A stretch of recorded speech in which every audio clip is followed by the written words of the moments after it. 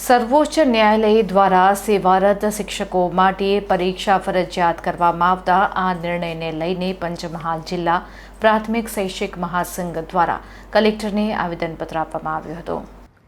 પ્રાથમિક શૈક્ષિક મહાસંઘ દ્વારા વર્ષ 2010 પૂર્વે ભરતી થયેલા શિક્ષકોને ટેટ પરીક્ષામાંથી મુક્તિ આપવામાં આવી છે, જેનું અમલીકરણ કરવામાં આવે તેવી માંગ કરાઈ છે। સર્વોચ્ચ અદાલતના ચુકાદા અંગે શિક્ષકોએ ચિંતા વ્યક્ત કરતા જણાવ્યું કે આ નિર્ણયથી દેશભરમાં લાખો શિક્ષકોની સેવા, સુરક્ષા અને આજીવિકા સંકટમાં મુકાઈ છે। દેશના વડાપ્રધાન આ બાબતમાં તાત્કાલિક હસ્તક્ષેપ કરે તેવી માંગણી આવેદનપત્રના માધ્યમથી કરવામાં આવી છે। કે 2010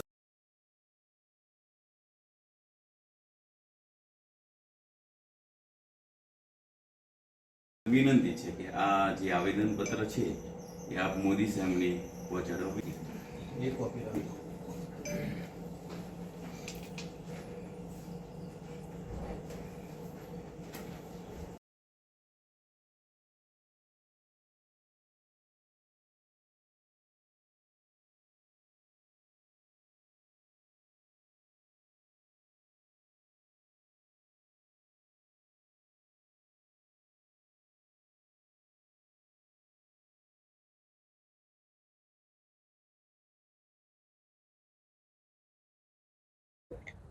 પહેલી સપ્ટેમ્બર 2025 રોજ નામદાર સુપ્રીમ કોર્ટ દ્વારા જે ચુકાદો આપવામાં આવ્યો છે કે ભાઈ 2010 પહેલાંના તમામ જે શિક્ષકો લાગેલા છે એમને ટેટ ફરજિયાતપણે પાસ કરવી અનિવાર્ય છે।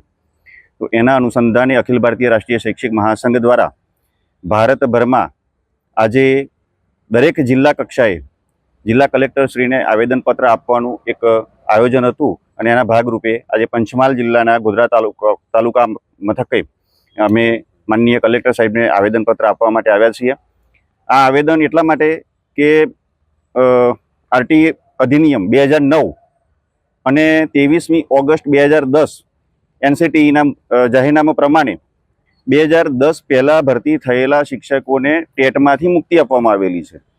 2010 બાદ જે શિક્ષકોની ભરતી થઈ છે તેમને ફરજિયાતપણે ટેટ પાસ કરી અને પછી જ એમની નિમણૂક કરવામાં આવી છે, એ બરોબર છે। તો આજે અમે અમારા અખિલ ભારતીય રાષ્ટ્રીય શૈક્ષિક મહાસંઘ તરફથી માનનીય ભારતના યશસ્વી વડાપ્રધાન શ્રી નરેન્દ્રભાઈ મોદી સાહેબને અમે વિનંતી કરીએ છીએ કે આ બાબતે આપ સાહેબ શ્રી કંઈક ઘટતું કરશો અને ભારતભરના 20 લાખ ઉપરાંત શિક્ષકોને જે આની અસર થવા જઈ રહી છે એ માટે આપના તરફથી કોઈ યોગ્ય પગલાં ભરાય એવી અમારી નમ્ર વિનંતી છે। મારું નામ અશ્વિનભાઈ ઈશ્વરભાઈ પટેલ, પંચમહાલ જિલ્લા અધ્યક્ષ।